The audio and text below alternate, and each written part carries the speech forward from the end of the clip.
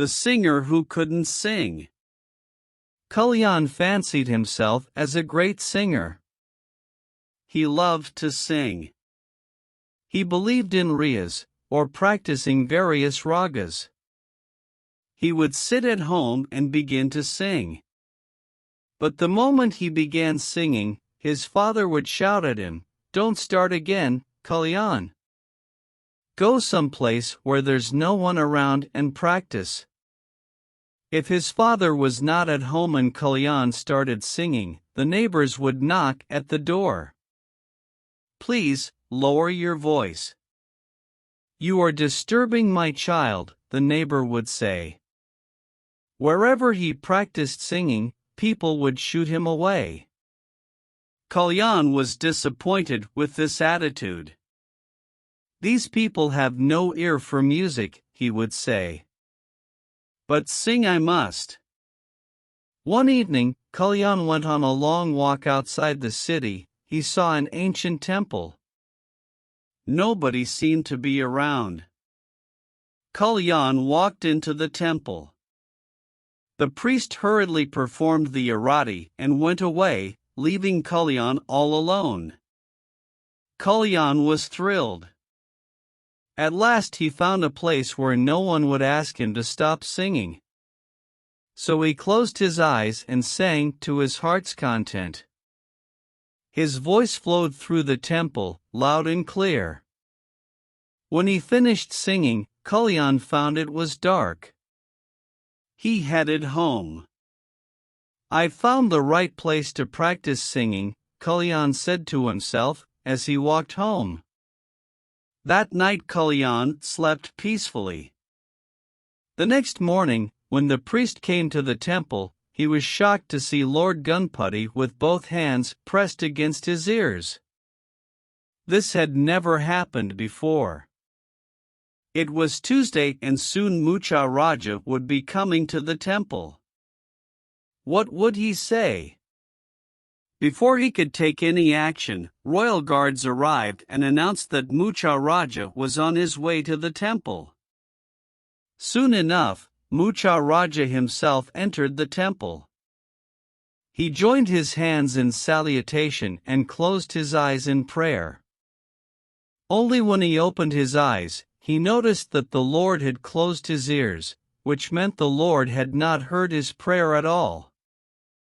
Mucha Raja was furious. "Why has the Lord closed his ears?" The priest trembled. The minister sent for 3 old wise men who came, who saw and shook their heads in disbelief. "This is a bad omen. The Lord of Obstacles is angry with us." "We must do special puja," said one wise man. "Unless the Lord lowers his hands, some great calamity is going to befall on you," said the second wise man with a long beard. "This must be done before sunset." "Today," added the third. No puja seemed to have any effect on Lord Ganpati, who continued to have his hands pressed against his ears.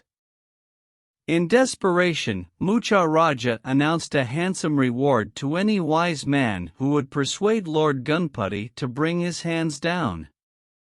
Many wise men came and tried every trick they knew, but they failed. When Kalyan woke up late in the morning, he found his parents talking about the strange story of Lord Ganpati with his hands pressed against his ears.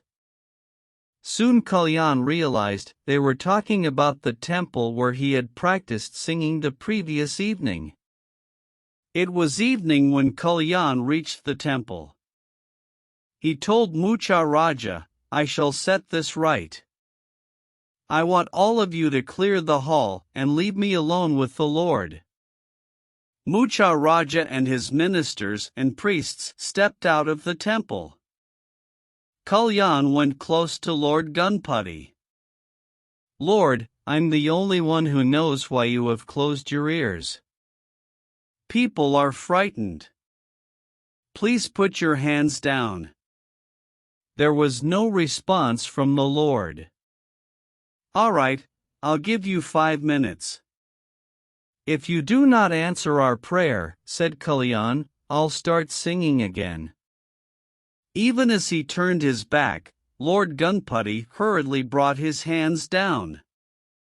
Kalyan bowed to Lord Gunputty and promised that he would never sing in the temple again. Kalyan invited Mucha Raja in. The king was thrilled to see the Lord as before. Ah, now he will hear my prayer, he said.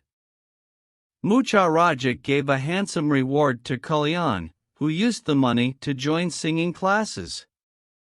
The end. Thanks, like and subscribe.